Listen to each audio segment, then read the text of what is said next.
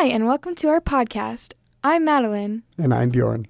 Today, we are going to share our picks for Taylor Swift's top 10 albums. If you disagree, you better speak now because we're going to get right into it.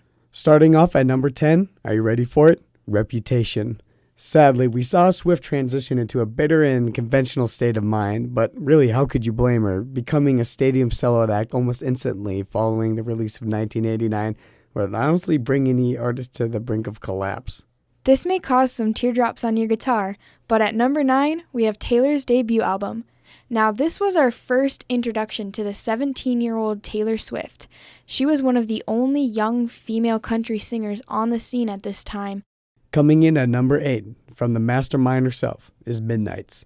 So, this album was pretty special in her career. She broke 2 records, one of them being within the first 24 hours, she's accumulated up to 228 million Spotify streams. Previously, the record was held by Drake. And secondly, Midnights occupied the top 10 on the Billboard Hot 100 charts. And, that's kind of something like the Beatles would do. And you don't see this very often, And you might be wondering, why did we rank this so low? Well, to be honest, she just puts out a lot of great records, and it just didn't live up to everything that we thought it would be. Many of us who grew up with Taylor's music feel enchanted listening to our pick for the 7th spot, Speak Now.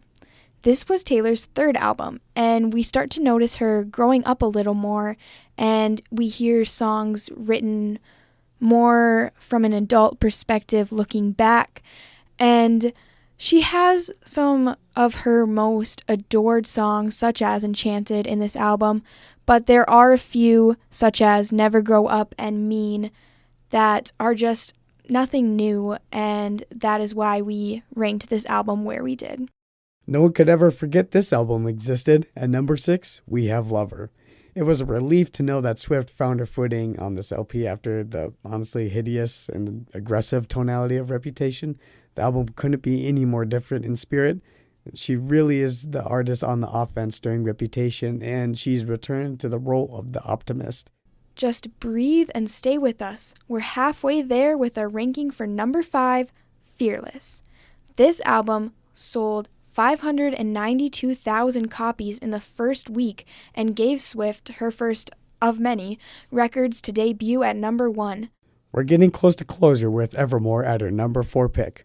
Only 5 months after Folklore was released in July, many, including myself, were skeptical of this announcement that she'd be releasing a new album. Writing, recording, and releasing a new album in that amount of time just really seemed unlikely to me. But despite my suspicion and many others, she delivered another great record in similar vein to her sister album Folklore. Taylor caused many people to shake it off with our pick for number 3, 1989. Now this album, coming after Red, which was still kind of in her country girl era, it showed a very drastic change to 80s synth pop, and even though it was so different, it still showed her remarkable success, selling 1.3 million physical copies in the first week of release, and it is arguably one of her most universally loved albums. I almost do want to call this my favorite, but our runner-up album is Red.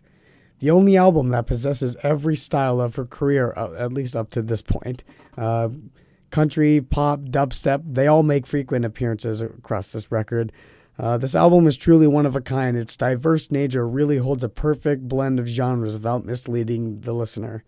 Finally, the one, Folklore. Taylor Swift released this album just 5 months into the pandemic lockdown. This gave Swifties something to stay occupied with while being in isolation. This album, just like many of her others, has instant classics such as The One, Cardigan, Exile, and Betty that maintain spots on the Billboard Top 100 for days. Thank you for joining us today, and I hope you don't think our rankings were a hoax, but don't blame me. This is just me trying, and I'm no anti-hero. Hey, you need to calm down, but I'm drawing a blank space, so you're on your own, kid. See you next time.